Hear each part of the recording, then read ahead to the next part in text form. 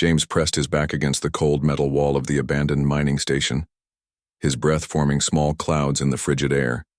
The twin suns of Kepler 442b had set hours ago, and the temperature was dropping fast.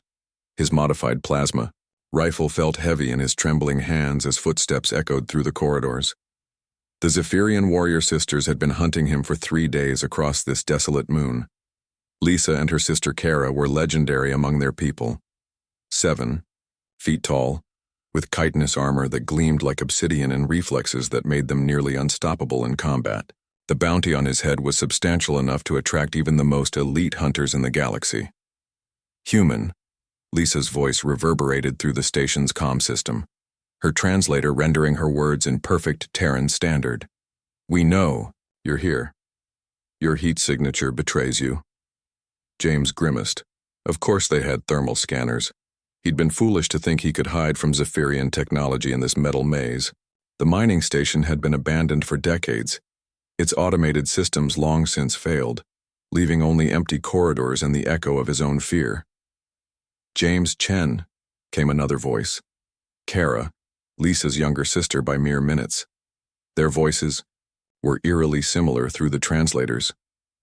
"You cannot run forever. The cold will claim you before dawn if we do not." He knew they were right. His environmental suit was damaged from their chase across the asteroid field, and the heating elements were failing. Already he could feel the numbness creeping into his fingers. Without proper shelter, he'd be dead within hours. The footsteps grew closer. James made a desperate decision and stepped out from his hiding spot, weapon raised but not aimed directly at them. In the dim emergency lighting, the two Zephyrian sisters looked like something from humanity's darkest nightmares. Towering figures with 4 arms each, their natural exoskeletons augmented with advanced battle armor. Their large, multifaceted eyes reflected the red emergency lights like crimson stars. "I surrender," James said quietly, his voice steady despite the fear coursing through him. Lisa tilted her head, a gesture that somehow seemed both alien and oddly familiar. "You are not what we expected, human. Most of your species beg when cornered," Kara added, studying him with those unsettling compound eyes. "Or they fight uselessly, until the end. You do neither." James lowered his weapon completely. "I'm cold, tired, and outnumbered. I'm also smart enough to know when I've lost." He paused, then added with a wry smile, "Besides, dying of hypothermia seems like a particularly undignified way for a human to go out." The sisters exchanged a look, or what James assumed was a look. With Zephyrian facial structure, it was hard to tell. "Your bounty specifies alive," Lisa said after a moment. "But it does not specify comfortable." "However," Kara continued, "allowing our prize to freeze to death would be inefficient."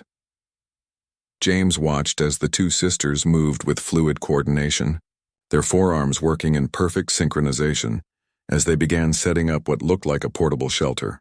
The technology was clearly Zephyrian. The walls shimmered into existence from compact projectors, and within minutes, warm air began circulating inside the temporary structure. "You will sleep between us tonight," Lisa announced matter-of-factly as she powered down her weapon systems. "Our body heat will keep you alive until morning." James blinked. "I'm sorry, what?" "Zephyrian physiology runs hot," Kara explained, already beginning to remove some of her outer armor plating. "Approximately 15 degrees above your human. Normal. We require no additional heating in this environment, but you clearly do." "It is practical," Lisa added, though something in her translator's inflection made James think there might be more to it than mere practicality. As the night wore on, James found himself lying between the two massive alien warriors, their natural body heat indeed keeping the deadly cold at bay. What surprised him most wasn't their warmth, but their gentleness. Despite being capable of crushing him without effort, they were careful not to harm him, adjusting their positions to ensure his comfort while maintaining the heat barrier that kept him alive. "Why?" James asked quietly into the darkness. "You could have just left me to die and collected the bounty on my corpse."